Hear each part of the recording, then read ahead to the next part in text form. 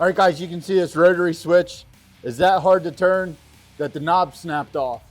So we're going to get this changed out.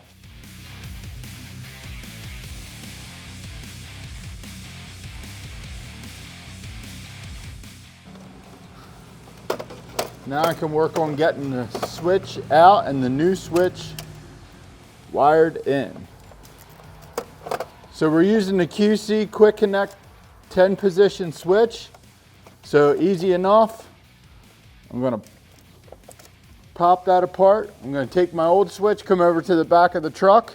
17 purple, 17 purple, and I'm just going to follow that around. Orange, green, pink.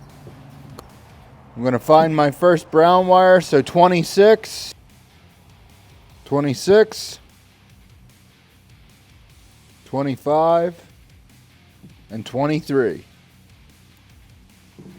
And just like that, I got the switch wired up using that QC Quick Connect. I'm going to add the hardware to the back side of the switch.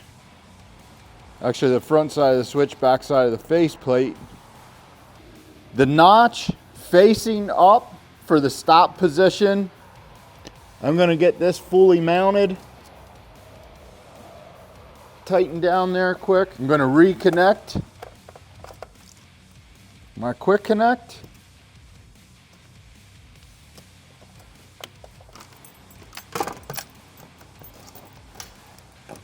Give this a little extra tighten down.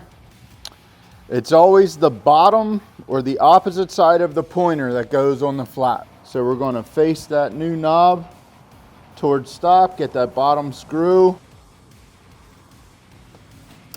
And there we go, guys. We got a new switch in within a couple minutes.